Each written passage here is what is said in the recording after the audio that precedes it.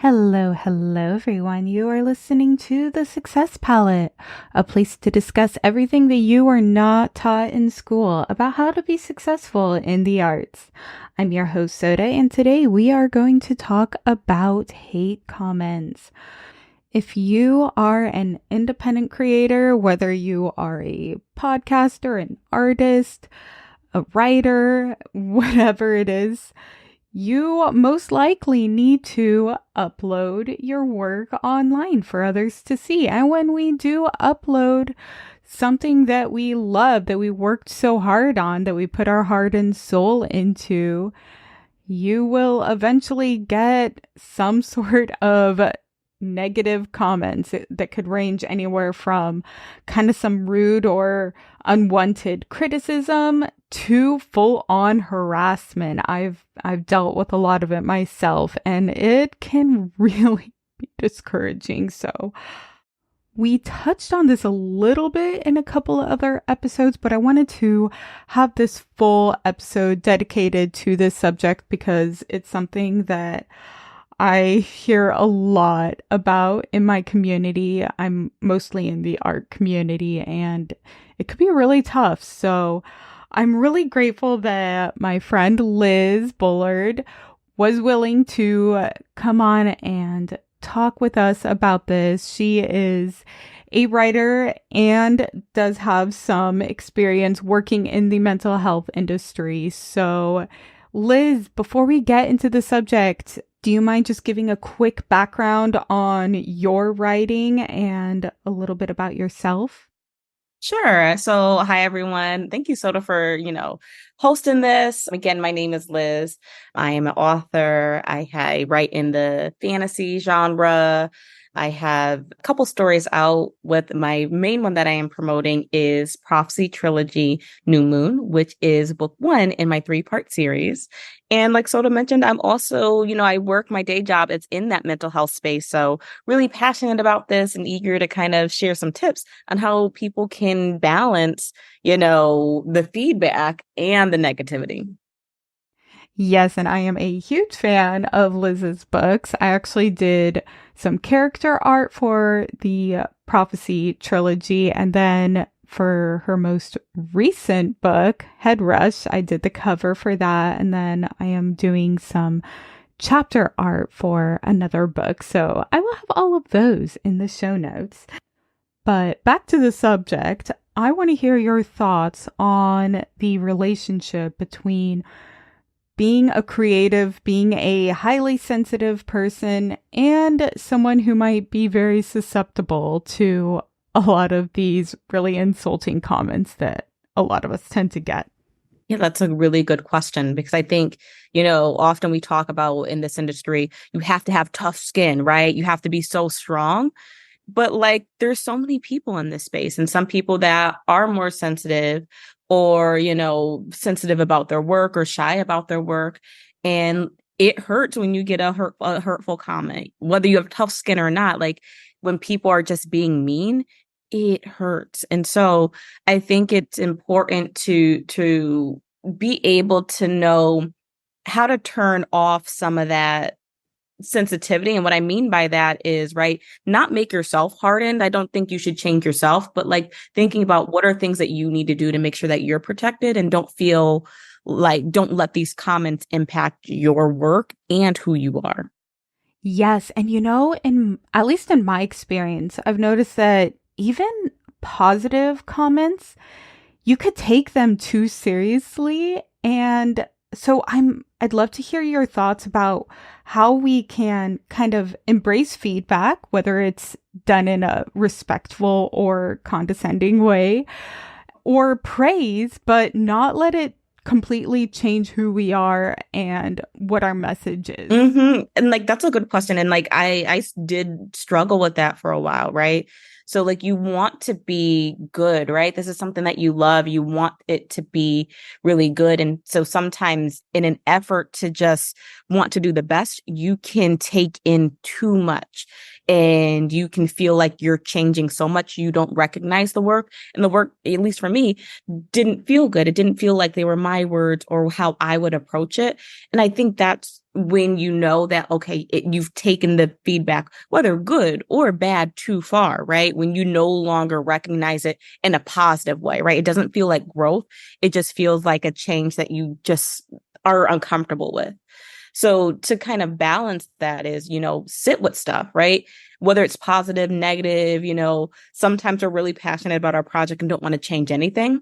So like sit with that information, right? Sit with, why don't you like this? Why do you resonate with this? Sit with, is this someone that's really trying to help me, or is this someone that's really just trying to be hurtful? Right. So just kind of like sitting with that information so that way you can make a logical decision on what to do with that information. I love what you said about considering the why behind whatever it is that person said. Are they giving you this feedback because they are an expert in this field and they care about you and they really, really genuinely want to help you? Or is it coming from a place of malice? Because a lot of times, people just want others to feel bad. What are some reasons that people do this? That, people want to drag other creatives or people in general down online?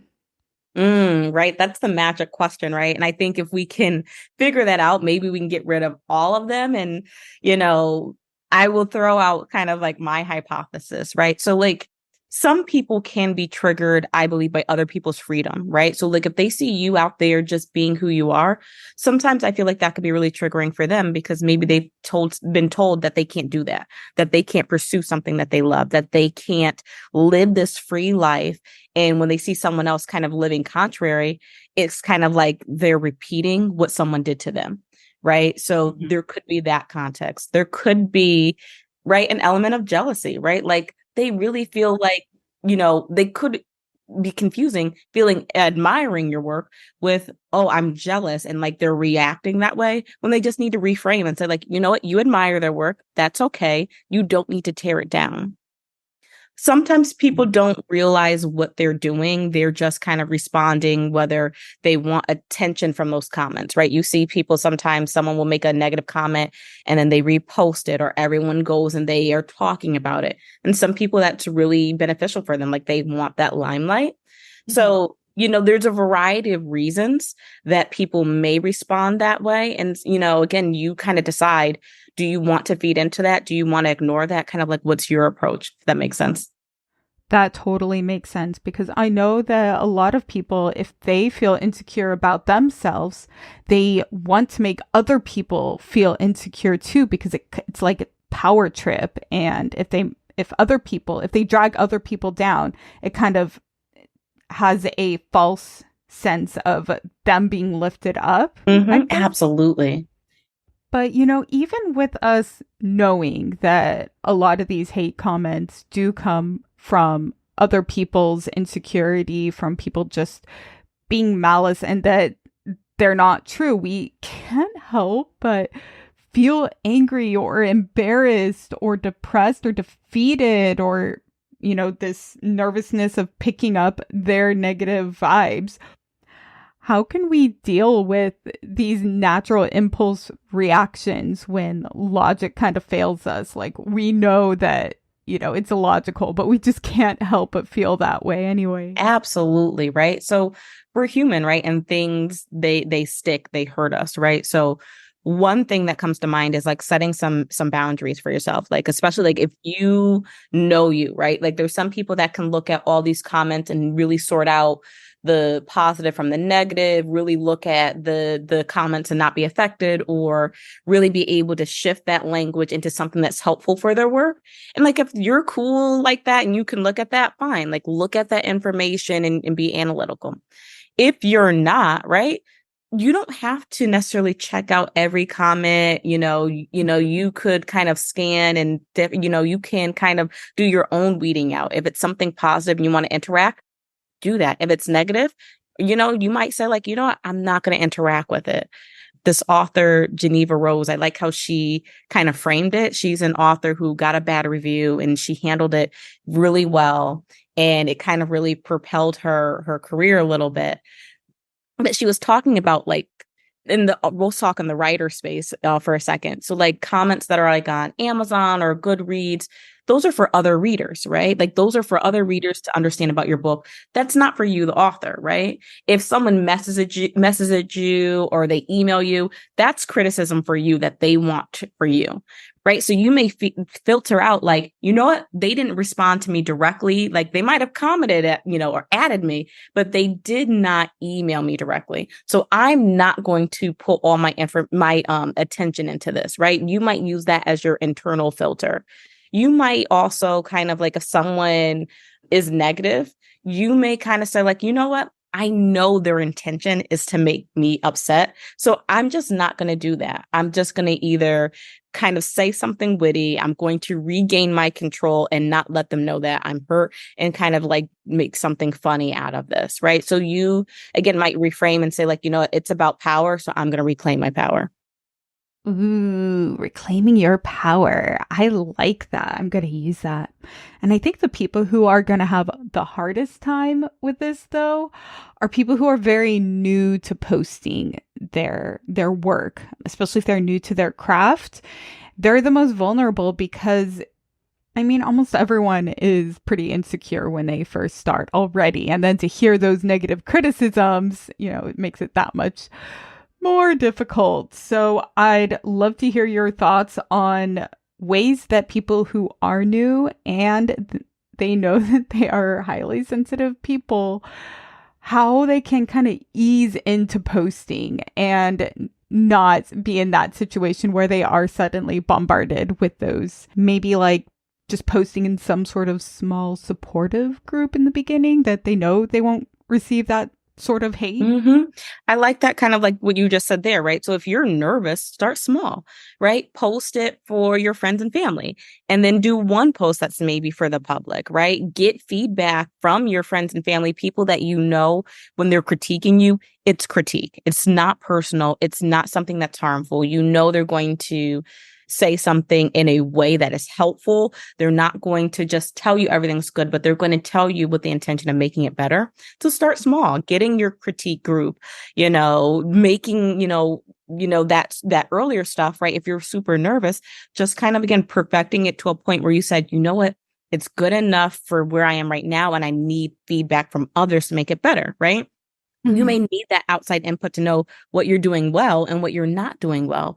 But until you're at that point, build up your own self-esteem. You get comfortable with what you're doing well. You know how good your own product is, your own creative craft is.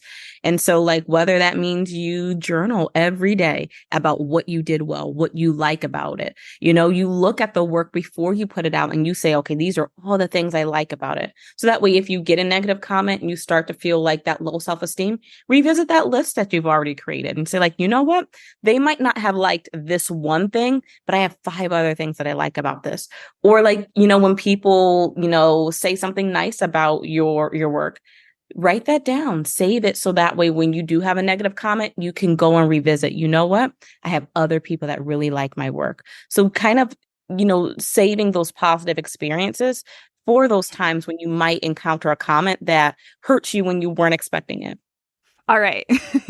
So you just touched on a lot of things that I'm going to want to circle back around to. But first of all, so you talked about writing down nice things that people say, which I think is awesome. But we touched on this a little bit earlier, but it's something that is pretty important to me personally. I'm trying to kind of get better with this. So there was a period of time where I was getting a lot of really, really nice comments, and it really boosted my self-esteem. Like I felt so confident for the first time in my life, really. And then things changed and I wasn't getting nice comments anymore. I was getting really mean comments. And I realized that I was using those flattering messages, those really sweet comments that I got as a crutch for my self-esteem. So I think it's important that we maybe discuss some ways that we could build up that self-esteem without relying on other people. Do you have any suggestions or tips specifically for that? Really great question. And I think, starting with one thing is like, if you notice that like the positive reinforcement, like the positive things is becoming a crutch. So meaning like you can't function without it, or you think your work is bad until someone says something, right? Really go and do some self-work and say like, why is that, right? Why do you need that level of outside validation? And then really work on like validating your own work for a little bit, right? Really validating what you like and don't like about your work, sitting with that, sitting with, and what I mean by sitting with it is just like, just let that feeling be, right? Like if you're like, ooh, you know what, I really like this, you be comfortable with it. You be happy with it, right? It doesn't always have to be something that is shared. You know what I mean? You be happy being your own cheerleader. And that way it's not so much dependent on someone else, right? Like, because they, like you mentioned, like they may not always be there. They may not always give you the feedback or see the things that you see in the work. So it is good to have outside input, but if it becomes so much that you cannot function without it, really see kind of like why, right? Ask yourself like, why is that? And you may figure out like, oh, like, you know what? I appreciate this person's input. And when they don't give it, I kind of tell myself the story that it's bad.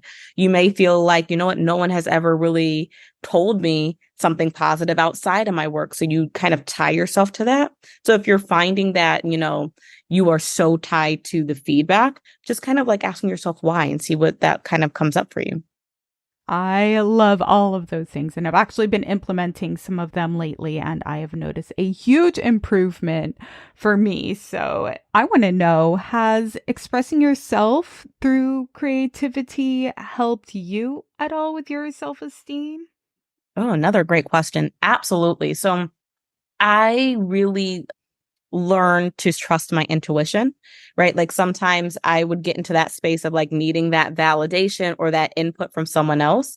And, sometimes someone would give advice or critique, and I'm just like, yeah, I don't really like agree with this. This doesn't fit. And I would try and kind of fit into a mold or fit into a framework and then feel not really great because I'm like, yeah, this doesn't really fit.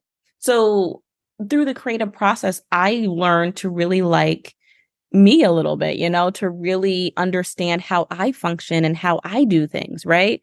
So I think especially for like women a lot, it's like, you have to be like this or you have to do like this, or, there's somewhat of like a framework of acceptability. And I think in the creative process, because it is so unique, I really had to get comfortable and learn about me. What do I like? How do I like to work? Do I like to work in the day? Do I like to work in the afternoon? Do I like to work with music? Right? I got to really focus on me. And that really helped me feel a little bit empowered. Like, no, I don't like this, or I don't like this product. I don't like this software. I Mhm. like this. And so I think it really helped me in terms of confidence because I had to frame myself and not someone else. Yes, and I bet just seeing your book out there, just nice and polished, you didn't corners, you really put a lot of love and care into your books, and people could see that. And, I bet just seeing it out there the way that you envisioned it, whether it sells a bunch or not, is really empowering to you. Absolutely. And like that took time, right? Like the first time like I started writing, I was working on a different novel, and in that process, I really again I got into my head about like, how am I supposed to write? What is a writer supposed to do? How is a character supposed to be? And by the end of it, I had a story, but not something that I felt was really me. I just felt like there was something missing. And Mhm. so with this one, I really said, what do you want to do? What do you want to write? And when I would have those thoughts of like, oh, you're supposed to do it that way, I was like, nope, I'm not going to focus on that. I'm just going to do what feels right. And that just helped me. And again, like I would encourage anyone, like get to know your creative process.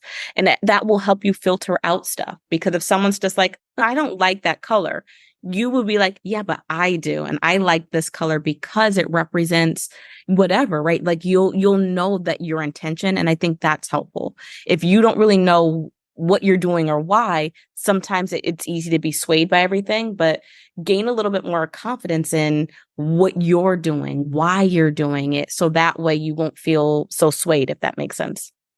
Yeah. And I mean, that's really what separates us from, organic work Yeah, from maybe AI books or AI art or AI music, because you put in so much of your soul, and so many, every little thing has a reason for it.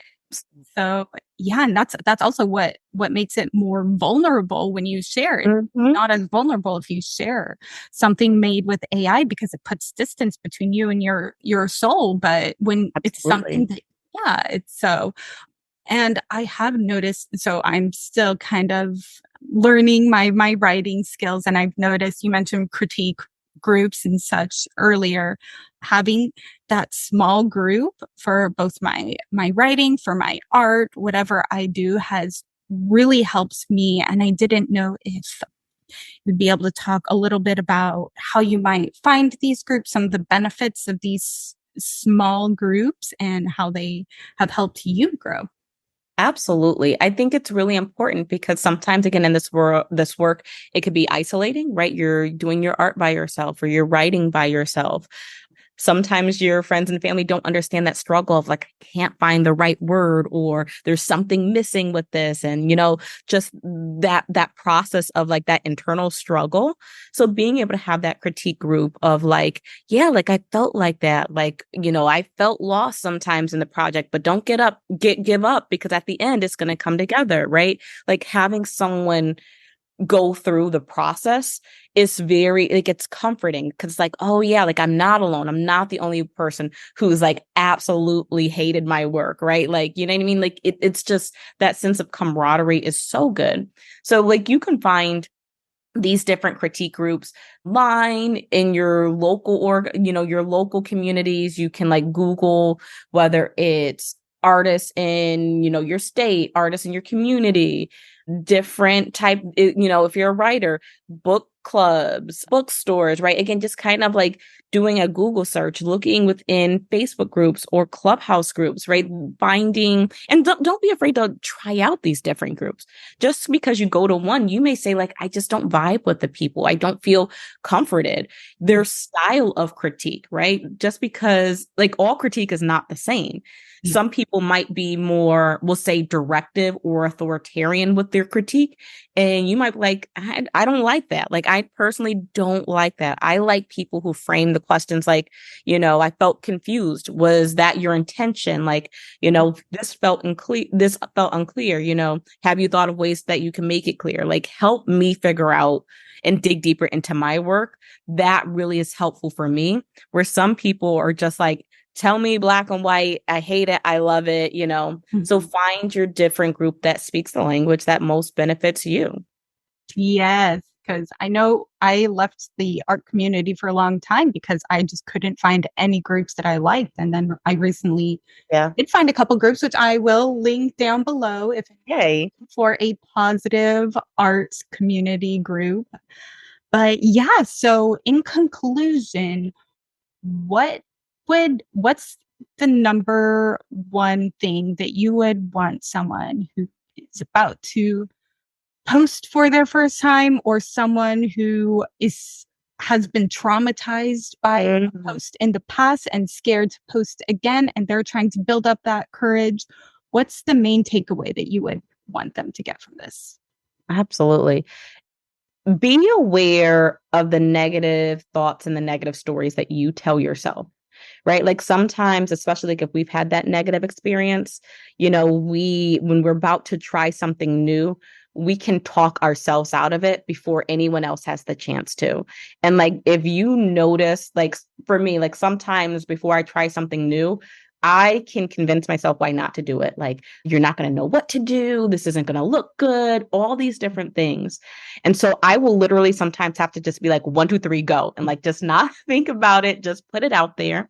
And sometimes that's been like the best response, right? They're like, oh, wow, this is really cool. Or I never thought to do it like this. And if I would have listened to that negative thought, I would have never shared it. I would have never got that feedback. And I would have never learned that sometimes that negative voice is trying to help me, but it's not helpful, right? So, like, understand the negative things that you tell yourself and kind of break that down, right? Like if you're just like, if you notice that every time you try to do something new, that negative voice comes up, know that like, okay, this is trying to help me. It's not being helpful right now because I tried it. I got critiqued. I did everything that I can do. I'm going to share this.